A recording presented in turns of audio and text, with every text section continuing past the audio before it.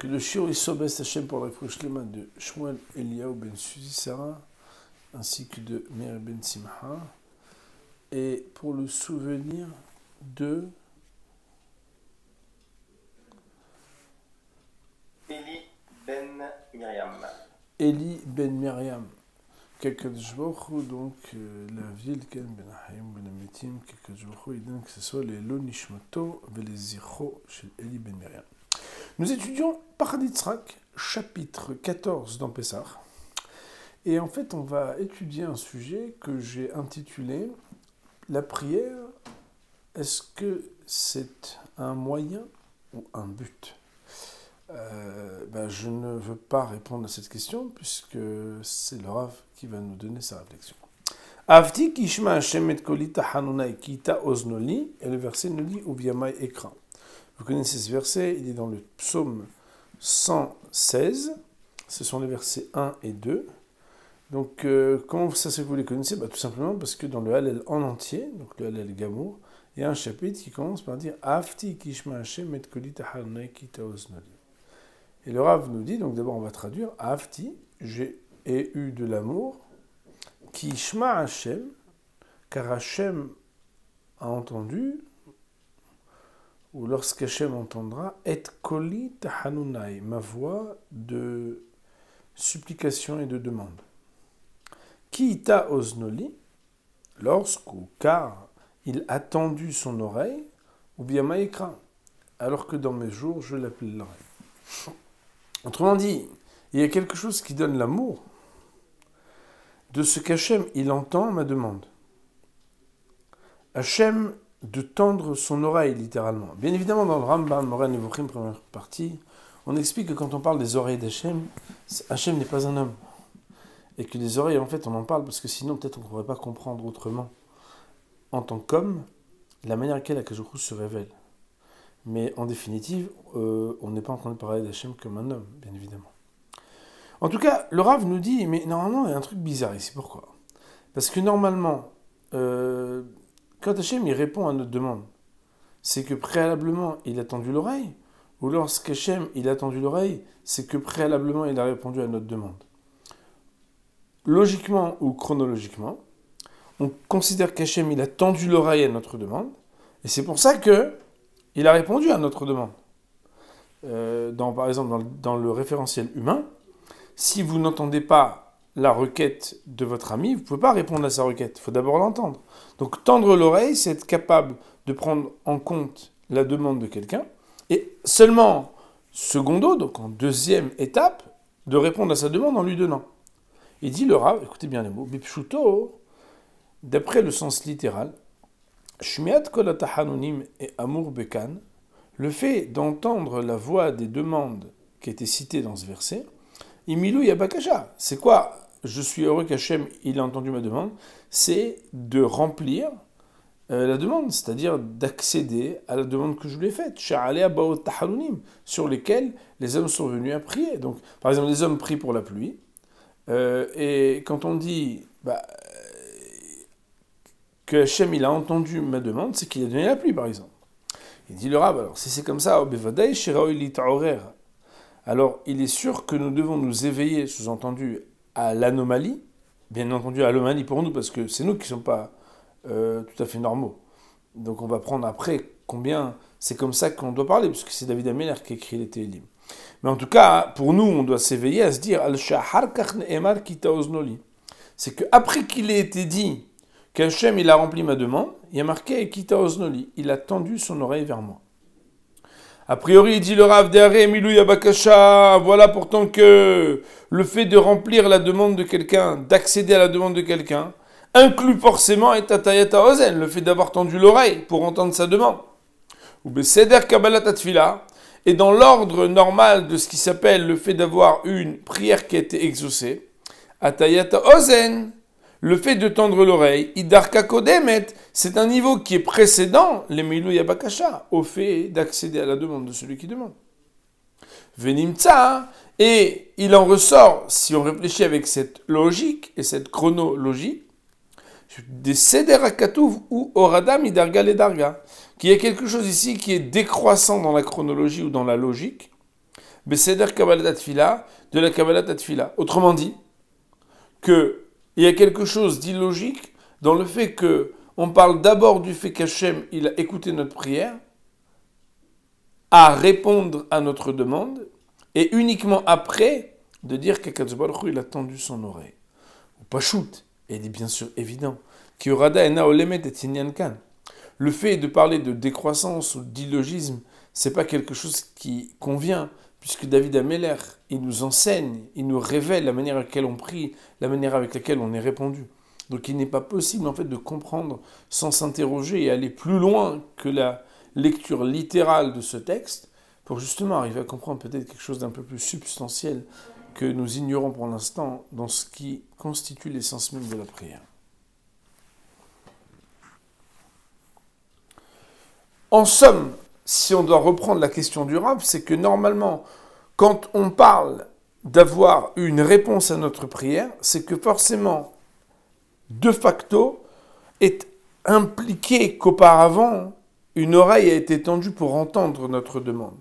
Or ici, dans la chronologie des termes, on parle de la demande qui a été exaucée et uniquement après de l'oreille qui a été tendue.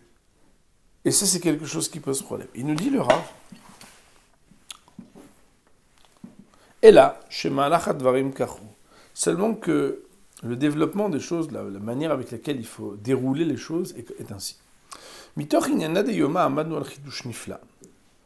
Du fait du sujet du jour, donc c'est-à-dire vraisemblablement, voilà, il y a des choses qui sont mitrachot quand on étudie pendant la fête ou avant la fête, quelque chose de particulier. Il y a une idée absolument fantastique. Qui est asher davka ribuyat tfila igromenia lemiloi mish alot alev shel tfilazo. Il existe un sujet qui dit que justement, lorsqu'il y a trop de prières, ça peut empêcher la prière d'être exaucée. Bechazal Pirchou, dans Chachamim, dans les paroles de nos maîtres, ils ont expliqué que lorsque Moshe Rabbeinu était devant la mer, vous connaissez tous ce midrash qui explique que sur la parole où Hachem a dit à Moshe, Matitza'ak elai daber el bnei Israël v'isa'u, pourquoi tu pries, pourquoi tu cries devant moi, envers moi, parle aux bnei Israël et qu'ils avancent dans la mer. Il y a un commentaire qui dit, chez Ne'emra le Moshe alayam, quand Hachem il a dit Matitza'ak elai, pourquoi tu pries? La question ne dit pas pourquoi tu pries. Mais nos Hakamim nous disent Lama tam arich betfila. Pourquoi tu pries trop longtemps? Et le Maharal, il démontre de cela. Écoutez bien. Que Moshe Rabbeinu en pleine prière, il n'était pas répondu. Et quoi? À la fin de la prière, il aurait pu être répondu. Mais en plein milieu de la prière, il n'est pas répondu. Et c'est pour ça qu'on lui a réclamé, chez Saem Tfilato, qu'on lui a dit, Matza'akelai, termine, qu'on puisse te répondre.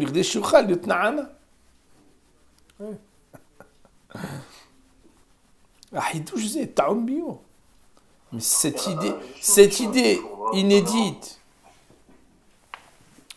il nous dit le Rav, ce hidouche, cette idée inédite de dire que lorsque quelqu'un il est en train de continuer à prier, il n'est pas répondu, quelque chose qui demande une explication. D'arrêt, car voilà que voilà que s'il avait terminé sa prière, on est en train de nous dire que oui, il aurait pu être répondu.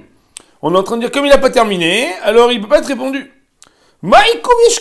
En quoi cela empêche qu'il soit répondu? S'il est encore en train de se tenir à prier. Et c'est très intéressant puisque Nimukam Shel Dvarim Lamadu Midvrei Hazal. Si on veut voir la raison pour laquelle il en est ainsi, alors on peut voir un autre midrash qui dit She'al Matzav Israël al-Layam Shalou Bamidrash. Quand les Bnei Israël ils se sont trouvés devant la mer, alors là-bas, les Hachamim ils ont dit Lama asa Kadosh Baruch Hu lahem kach. Pourquoi Kadosh Baruch Hu les a mis dans une situation pareille? C'est vrai, les Bnei Israël ils sortent, laissez-les sortir, ouvre-leur la mer, fais-les sortir par un endroit facile. Pourquoi Kadosh Baruch Hu les a mis dans une situation pareille? Et là-bas, le Midrash il dit Amar Rabbi Shua ben Levi, les Ma'ad Avardomé, ça ressemble à quoi? Les Melech Shayaba Bederech, qu'il y a un roi qui était en chemin, et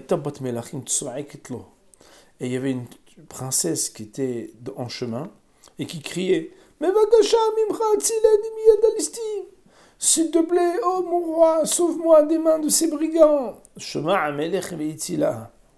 Voilà que le roi, il vient, il l'entend et il la sauve. Les Haryamim, après quelques jours, Bikesh Lisaouta, Leisha. Il l'a demandé en mariage. Et elle l'a ignoré, elle n'a pas voulu lui répondre, elle n'a pas voulu lui parler. Ma'asa Melech, qu'est-ce que le roi il a fait? Giraba Alistim, il a renvoyé des brigands, qui dit Shtitsaok, comme ça elle pleure encore, elle crie. Vishma Amelech, et le roi il entend, il dit mon roi, pouvez me sauver s'il vous plaît. Alors le roi il est venu et il lui a dit pourquoi j'ai envoyé ces listines? Parce que je voulais entendre ta voix. Alors, on voit ici que le Midrash dit, c'est ce qu'Akadosh Baruch Hu qui vient l'a fait avec Am Israël. De là, écoutez bien, Rabota, il y a un yosod, une idée exceptionnelle qui est marquée ici. Écoutez bien, c'est extraordinaire. Harzinan Mizeh, nous voyons d'ici, She'enat Tfila ba mishum tzara. Ela tzara ba mishum tfila. Je répète cette phrase, il faut l'encadrer. Que la prière ne vient pas à cause de la souffrance. Mais c'est la souffrance qui vient au nom de la prière, du fait de la prière. Pour qu'il y ait la prière, il y a l'étroitesse de la souffrance. C'est pas parce qu'il y a la souffrance qu'il y a la prière. Il y a marqué donc c'est pas la prière qui vient au nom et du fait de la souffrance, mais c'est la souffrance qui vient au nom et du fait de la nécessité de la tfila. Au mimeila et automatiquement, nimtsa il se retrouve des bemtsa tfila yefshar liotnaana qu'en pleine prière on peut pas être répondu de notre prière. Pourquoi? Des beofenze arretia yeshoav sakata tfila. Parce que si c'est comme ça, la délivrance elle vient interrompre la raison pour laquelle la délivrance n'était pas encore là.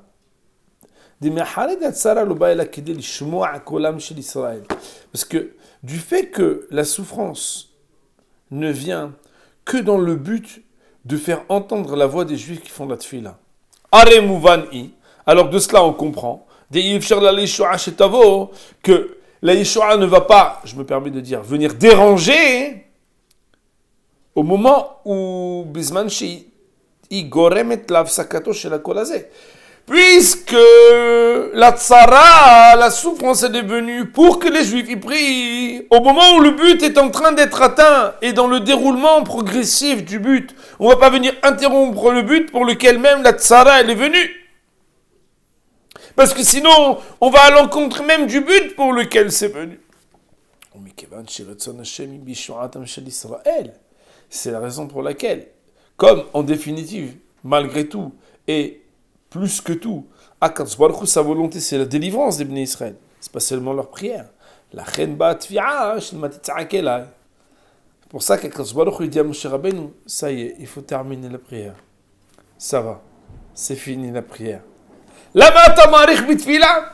Pourquoi tu continues la tfila? Ça y est, il y a eu la tfila, il y a eu le col de tfila. Alors il faut juste que tu t'arrêtes pour qu'on envoie la Yeshua. Za'inan nifla, et ça c'est un sujet fantastique. Dans ce qu'on appelle être le fait d'écourter la prière. Vous savez que dans la Gemara, dans le Sechet Rosh Hashanah Daf Tetzayin, dans la Gemara dans Brachot, Daf Lamet Dalet, il y a le sujet de la prière abrégée. Il y a un sujet, est-ce que c'est bien d'avoir une prière longue ou une prière courte? Et on explique qu'il y en a qui disent c'est bien d'avoir une prière courte. Et il y en a qui disent c'est bien d'avoir une prière longue. Il dit le Rav, quand on parle de l'écourte, je ne sais pas comment on appelle ça, je ne sais pas si on dit l'écourteté, mais le fait d'être court pour une tfila, parce que d'une certaine manière, le but de la demande n'est pas que la demande soit accédée.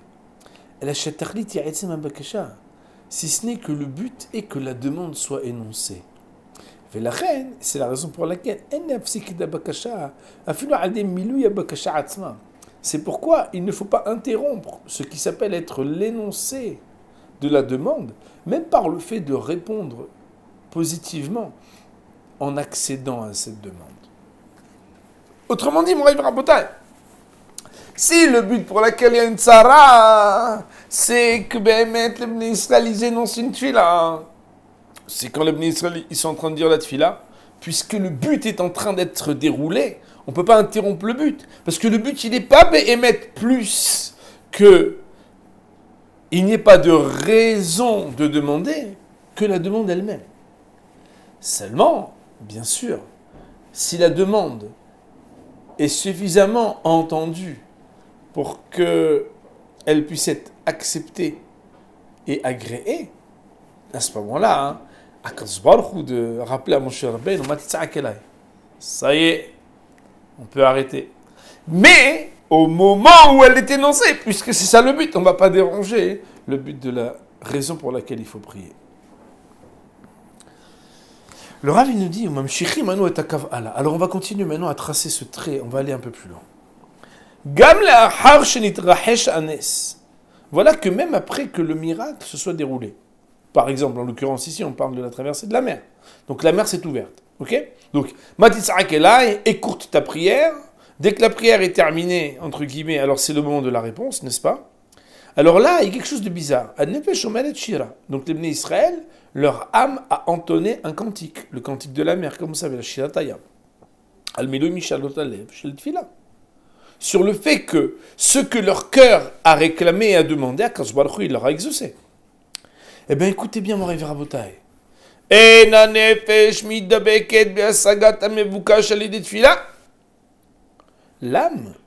n'est pas attachée tant au fait d'avoir obtenu la réponse précise et spécifique à ce qu'ils ont énoncé comme demande dans leur prière. Et là, seulement que l'âme va se lier, va s'émouvoir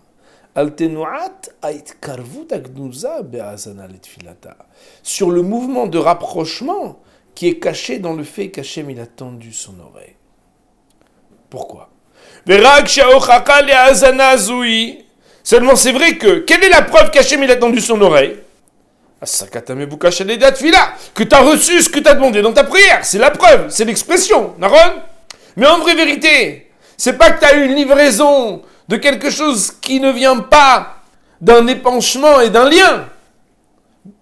Il dit le Rav Benoek Sheba Olam, dans le monde normal des hommes. Omer, Benoek Sheba Olam, virgule, dans le monde. Adam Omer, il est ni sa mère qui va être malé bakashati. Un homme, il arrive à dire, ouais, je suis content, après Hachem, j'ai obtenu ce que je voulais, ouais, j'ai fait mon chiffre, ouais, j'ai reçu le client, il a dit oui. Et la personne,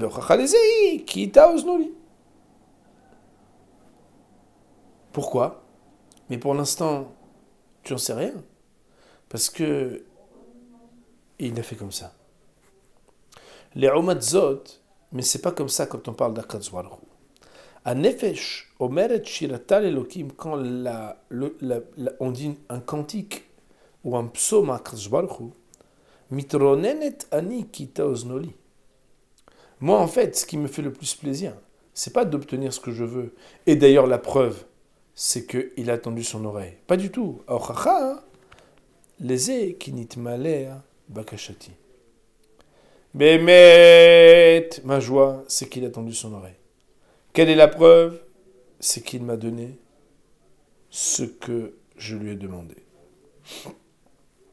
On va essayer d'expliquer qu'est-ce que ça veut dire.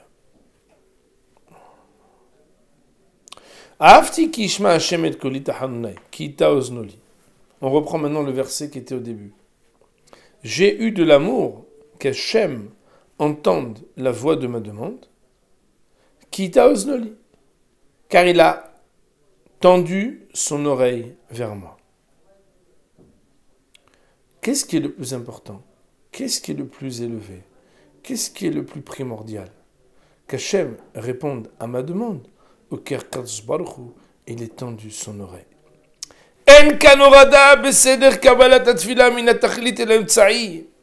On n'est pas en décroissance, dans un désordre, à faire que, quand la prière est exaucée, on parle d'abord du but et après du moyen.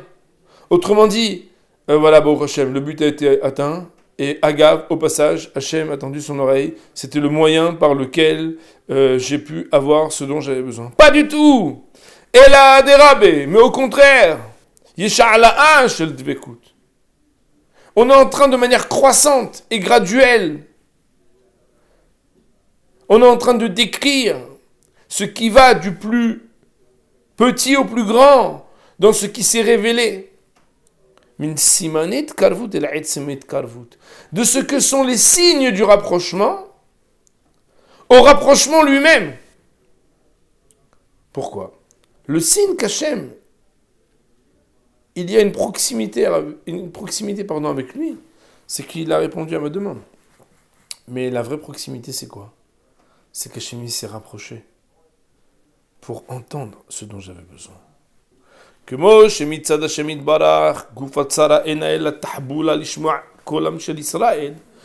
que de la même manière que du côté d'Hachem, si on peut s'exprimer ainsi, l'essence même de la détresse dans laquelle je me suis trouvé, c'est-à-dire la souffrance, l'épreuve, elle n'est là que un stratagème pour pouvoir faire entendre la voix des Juifs. Et que le but, il est quoi? Cette voix, c'est que les Béné Israël disent Hachem, Hachem, toi qui es mon roi, viens me sauver, aide-moi, il n'y a que toi qui peux m'aider.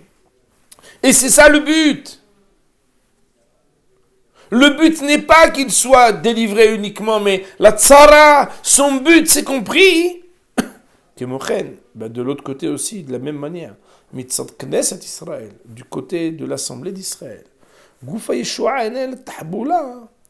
La délivrance n'est que un stratagème pour pouvoir ressentir quelque chose qui est beaucoup plus profond que uniquement ma demande a été exaucée. Non, le fait qu'Akadosh Baruch Hu lui-même, il a tendu son oreille, il s'est rapproché de moi. C'est la raison pour laquelle graduellement, on va dire, oui, j'ai eu un amour, qu'Akadosh Baruch Hu, il a entendu et exaucé et répondu à ma demande. Mais le plus important est l'aboutissement de tout. Et ce qui est révélé de plus haut et de plus suprême, cela révèle qu'il y a quelque chose qui fait qu'Akadosh Baruch Hu, il s'est penché son oreille pour entendre ma souffrance. Ça veut dire qu'il y a eu un rapprochement entre Hachem et moi. Par ma tfila. Ça veut dire, mon rêve Rabotai, que de ce qu'on a appris ici,